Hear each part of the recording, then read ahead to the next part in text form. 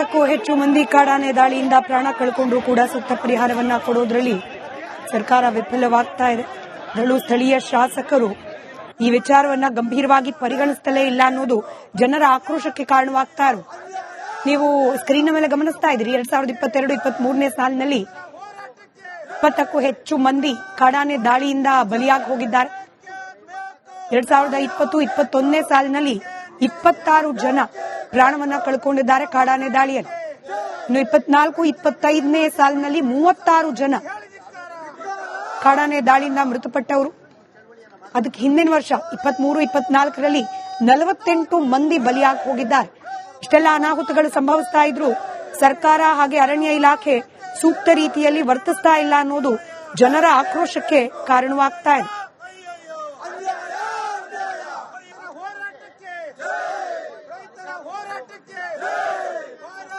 ಕಡಂಚಿನ ಭಾಗದ ಜನರ ಧ್ವನಿಯಾಗಿ ರಿಪಬ್ಲಿಕ್ ಕನ್ನಡ ಪ್ರತಿಭಟನೆ ನಡೀತಾ ಇರುವ ಜಾಗದಿಂದಲೇ ಗ್ರೌಂಡ್ ರಿಪೋರ್ಟ್ ಅನ್ನ ಮಾಡ್ತಾ ಇದೆ.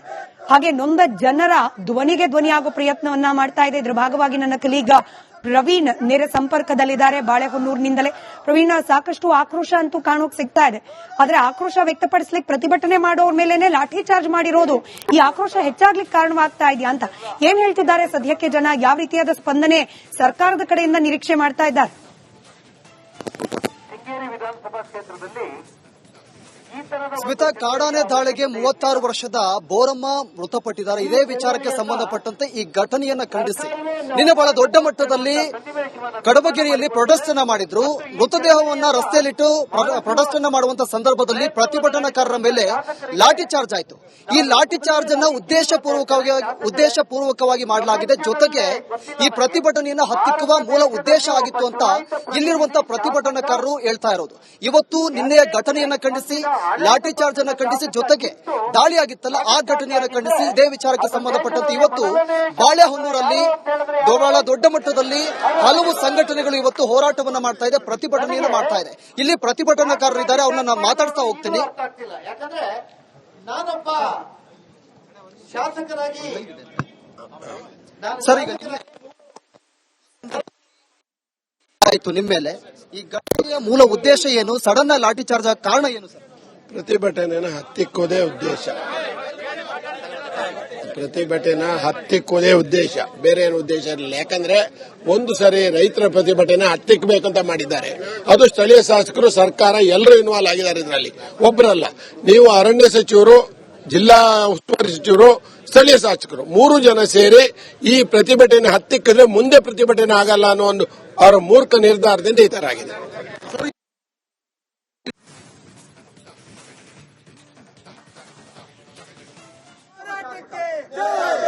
ರೈತರ ಮೇಲೆ ಲಾಠಿ ಚಾರ್ಜ್ ಮಾಡಿದ ಸರ್ಕಾರಕ್ಕೆ ಹೇಳಿದಿದ್ದಾರೆ. ಚಳವಳಿಯನ್ನು ಮಾಡ್ತಾ ಇದ್ದೇವೆ.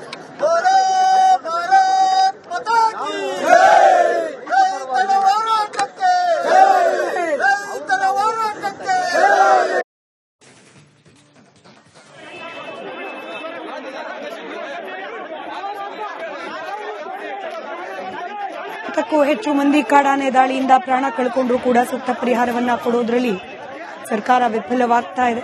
ಅದರಲ್ಲೂ ಸ್ಥಳೀಯ ಶಾಸಕರು ಈ ವಿಚಾರವನ್ನ ಗಂಭೀರವಾಗಿ ಪರಿಗಣಿಸುತ್ತಲೇ ಇಲ್ಲ ಅನ್ನೋದು ಜನರ ಆಕ್ರೋಶಕ್ಕೆ ಕಾರಣವಾಗ್ತಾ ಇರೋದು. ನೀವು ಸ್ಕ್ರೀನ್ ಮೇಲೆ ಗಮನಿಸ್ತಾ ಇದ್ದೀರಿ. 2022-23ನೇ ಸಾಲಿನಲ್ಲಿ 20ಕ್ಕೂ ಹೆಚ್ಚು ಮಂದಿ ಕಾಡಾನೆ ದಾಳಿಯಿಂದ ಬಲಿಯಾಗಿ ಹೋಗಿದ್ದಾರೆ. 2020-21ನೇ ಸಾಲಿನಲ್ಲಿ 26 ಜನ ಪ್ರಾಣವನ್ನ ಕಳ್ಕೊಂಡಿದ್ದಾರೆ ಕಾಡಾನೆ ದಾಳಿಯಲ್ಲಿ. ಇನ್ನು 24-25ನೇ ಸಾಲಿನಲ್ಲಿ 36 ಜನ ಕಾಡಾನೆ ದಾಳಿಯಿಂದ ಮೃತಪಟ್ಟವರು. ಅದಕ್ಕೆ ಹಿಂದಿನ ವರ್ಷ 23-24ರಲ್ಲಿ 48 ಮಂದಿ ಬಲಿಯಾಗಿ ಹೋಗಿದ್ದಾರೆ. ಇಷ್ಟೆಲ್ಲ ಅನಾಹುತಗಳು ಸಂಭವಿಸ್ತಾ ಇದ್ರು ಸರ್ಕಾರ ಹಾಗೆ ಅರಣ್ಯ ಇಲಾಖೆ ಸೂಕ್ತ ರೀತಿಯಲ್ಲಿ ವರ್ತಿಸ್ತಾ ಇಲ್ಲ ಅನ್ನೋದು ಜನರ ಆಕ್ರೋಶಕ್ಕೆ ಕಾರಣವಾಗ್ತಾ ಇದೆ.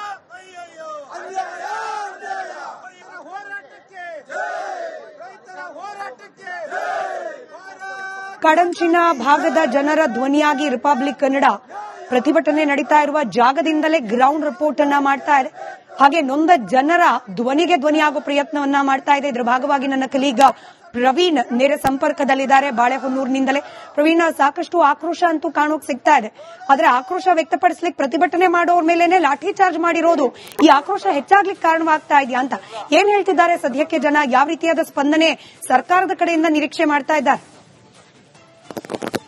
ವಿಧಾನಸಭಾ ಕ್ಷೇತ್ರದಲ್ಲಿ ಸ್ಮಿತಾ, ಕಾಡಾನೆ ದಾಳಿಗೆ 36 ವರ್ಷದ ಬೋರಮ್ಮ ಮೃತಪಟ್ಟಿದ್ದಾರೆ. ಇದೇ ವಿಚಾರಕ್ಕೆ ಸಂಬಂಧಪಟ್ಟಂತೆ ಈ ಘಟನೆಯನ್ನ ಖಂಡಿಸಿ ನಿನ್ನೆ ಬಹಳ ದೊಡ್ಡ ಮಟ್ಟದಲ್ಲಿ ಕಡಬಗಿರಿಯಲ್ಲಿ ಪ್ರೊಟೆಸ್ಟ್ ಮಾಡಿದ್ರು.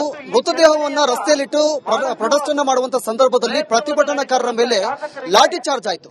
ಈ ಲಾಠಿ ಚಾರ್ಜ್ ಅನ್ನ ಉದ್ದೇಶಪೂರ್ವಕವಾಗಿ ಮಾಡಲಾಗಿದೆ. ಜೊತೆಗೆ ಈ ಪ್ರತಿಭಟನೆಯನ್ನ ಹತ್ತಿಕ್ಕುವ ಮೂಲ ಉದ್ದೇಶ ಆಗಿತ್ತು ಅಂತ ಇಲ್ಲಿರುವಂತಹ ಪ್ರತಿಭಟನಾಕಾರರು ಹೇಳ್ತಾ ಇರೋದು.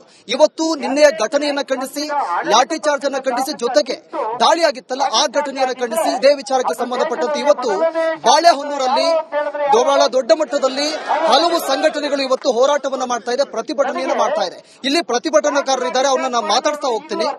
ಯಾಕಂದ್ರೆ ನಾನೊಬ್ಬ ಶಾಸಕರಾಗಿ ಸರ್, ಈಗ ಆಯ್ತು ನಿಮ್ಮ ಮೇಲೆ ಈ ಘಟನೆಯ ಮೂಲ ಉದ್ದೇಶ ಏನು? ಸಡನ್ ಆಗಿ ಲಾಠಿ ಚಾರ್ಜ್ ಆಗ ಕಾರಣ ಏನು ಸರ್? ಪ್ರತಿಭಟನೆನ ಹತ್ತಿಕ್ಕೋದೇ ಉದ್ದೇಶ. ಹತ್ತಿಕ್ಕೋದೇ ಉದ್ದೇಶ, ಬೇರೆ ಏನು ಉದ್ದೇಶ ಇರಲಿಲ್ಲ. ಯಾಕಂದ್ರೆ ಒಂದು ಸರಿ ರೈತರ ಪ್ರತಿಭಟನೆ ಹತ್ತಿಕ್ಕಬೇಕಂತ ಮಾಡಿದ್ದಾರೆ. ಅದು ಸ್ಥಳೀಯ ಶಾಸಕರು, ಸರ್ಕಾರ ಎಲ್ಲರೂ ಇನ್ವಾಲ್ವ್ ಆಗಿದ್ದಾರೆ ಇದರಲ್ಲಿ, ಒಬ್ಬರಲ್ಲ. ನೀವು ಅರಣ್ಯ ಸಚಿವರು, ಜಿಲ್ಲಾ ಉಸ್ತುವಾರಿ ಸಚಿವರು, ಸ್ಥಳೀಯ ಶಾಸಕರು 3 ಜನ ಸೇರಿ ಈ ಪ್ರತಿಭಟನೆ ಹತ್ತಿಕ್ಕಿದ್ರೆ ಮುಂದೆ ಪ್ರತಿಭಟನೆ ಆಗಲ್ಲ ಅನ್ನೋ ಒಂದು ಅವರ ಮೂರ್ಖ ನಿರ್ಧಾರದಿಂದ ಈ ತರ ಆಗಿದೆ.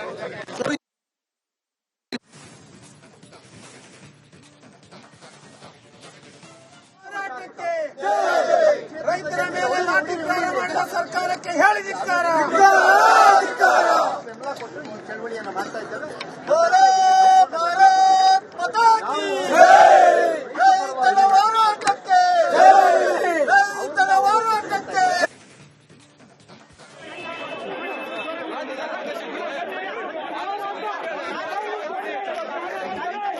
ಕ್ಕೂ ಹೆಚ್ಚು ಮಂದಿ ಕಾಡಾನೆ ದಾಳಿಯಿಂದ ಪ್ರಾಣ ಕಳ್ಕೊಂಡ್ರು ಕೂಡ ಸೂಕ್ತ ಪರಿಹಾರವನ್ನ ಕೊಡೋದ್ರಲ್ಲಿ ಸರ್ಕಾರ ವಿಫಲವಾಗ್ತಾ ಇದೆ.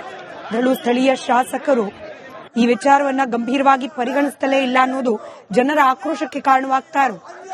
ನೀವು ಸ್ಕ್ರೀನ್ ಮೇಲೆ ಗಮನಿಸ್ತಾ ಇದ್ದೀರಿ, 2022-23ನೇ ಸಾಲಿನಲ್ಲಿ 20ಕ್ಕೂ ಹೆಚ್ಚು ಮಂದಿ ಕಾಡಾನೆ ದಾಳಿಯಿಂದ ಬಲಿಯಾಗಿ ಹೋಗಿದ್ದಾರೆ. 2020-21ನೇ ಸಾಲಿನಲ್ಲಿ 26 ಜನ ಪ್ರಾಣವನ್ನ ಕಳ್ಕೊಂಡಿದ್ದಾರೆ ಕಾಡಾನೆ ದಾಳಿಯಲ್ಲಿ. ಇನ್ನು 24-25ನೇ ಸಾಲಿನಲ್ಲಿ 36 ಜನ ಕಾಡಾನೆ ದಾಳಿಯಿಂದ ಮೃತಪಟ್ಟವರು. ಅದಕ್ಕೆ ಹಿಂದಿನ ವರ್ಷ 23-24ರಲ್ಲಿ 48 ಮಂದಿ ಬಲಿಯಾಗಿ ಹೋಗಿದ್ದಾರೆ. ಇಷ್ಟೆಲ್ಲ ಅನಾಹುತಗಳು ಸಂಭವಿಸ್ತಾ ಇದ್ರು ಸರ್ಕಾರ ಹಾಗೆ ಅರಣ್ಯ ಇಲಾಖೆ ಸೂಕ್ತ ರೀತಿಯಲ್ಲಿ ವರ್ತಿಸ್ತಾ ಇಲ್ಲ ಅನ್ನೋದು ಜನರ ಆಕ್ರೋಶಕ್ಕೆ ಕಾರಣವಾಗ್ತಾ ಇದೆ.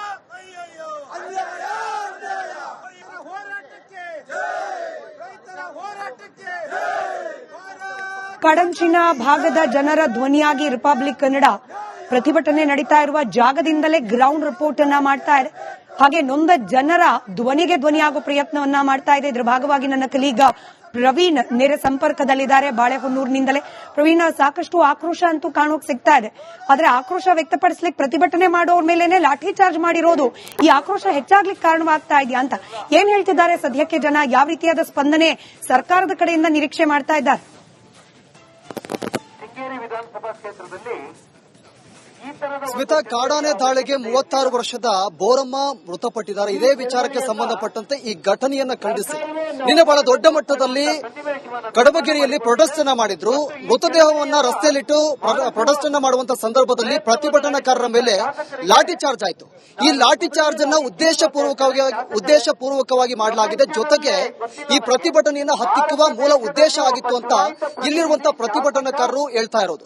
ಇವತ್ತು ನಿನ್ನೆಯ ಘಟನೆಯನ್ನ ಖಂಡಿಸಿ, ಲಾಠಿ ಚಾರ್ಜ್ ಅನ್ನ ಖಂಡಿಸಿ, ಜೊತೆಗೆ ದಾಳಿಯಾಗಿತ್ತಲ್ಲ ಆ ಘಟನೆಯನ್ನು ಖಂಡಿಸಿ ಇದೇ ವಿಚಾರಕ್ಕೆ ಸಂಬಂಧಪಟ್ಟಂತೆ ಇವತ್ತು ಬಾಳೆಹೊನ್ನೂರಲ್ಲಿ ಬಹಳ ದೊಡ್ಡ ಮಟ್ಟದಲ್ಲಿ ಹಲವು ಸಂಘಟನೆಗಳು ಇವತ್ತು ಹೋರಾಟವನ್ನ ಮಾಡ್ತಾ ಇದೆ, ಪ್ರತಿಭಟನೆಯನ್ನ ಮಾಡ್ತಾ ಇದೆ. ಇಲ್ಲಿ ಪ್ರತಿಭಟನಾಕಾರರು ಇದ್ದಾರೆ, ಅವ್ರನ್ನ ನಾನು ಮಾತಾಡ್ತಾ ಹೋಗ್ತೀನಿ.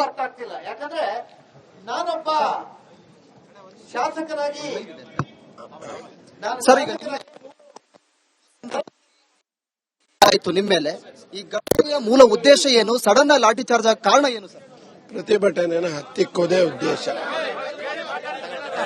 ಪ್ರತಿಭಟನೆ ಹತ್ತಿಕ್ಕುವುದೇ ಉದ್ದೇಶ, ಬೇರೆ ಏನು ಉದ್ದೇಶ ಇರಲಿಲ್ಲ. ಯಾಕಂದ್ರೆ ಒಂದು ಸರಿ ರೈತರ ಪ್ರತಿಭಟನೆ ಹತ್ತಿಕ್ಕಬೇಕಂತ ಮಾಡಿದ್ದಾರೆ. ಅದು ಸ್ಥಳೀಯ ಶಾಸಕರು, ಸರ್ಕಾರ ಎಲ್ಲರೂ ಇನ್ವಾಲ್ವ್ ಆಗಿದ್ದಾರೆ ಇದರಲ್ಲಿ, ಒಬ್ಬರಲ್ಲ. ನೀವು ಅರಣ್ಯ ಸಚಿವರು, ಜಿಲ್ಲಾ ಉಸ್ತುವಾರಿ ಸಚಿವರು, ಸ್ಥಳೀಯ ಶಾಸಕರು 3 ಜನ ಸೇರಿ ಈ ಪ್ರತಿಭಟನೆ ಹತ್ತಿಕ್ಕಿದ್ರೆ ಮುಂದೆ ಪ್ರತಿಭಟನೆ ಆಗಲ್ಲ ಅನ್ನೋ ಒಂದು ಅವರ ಮೂರ್ಖ ನಿರ್ಧಾರದಿಂದ ಈ ತರ ಆಗಿದೆ.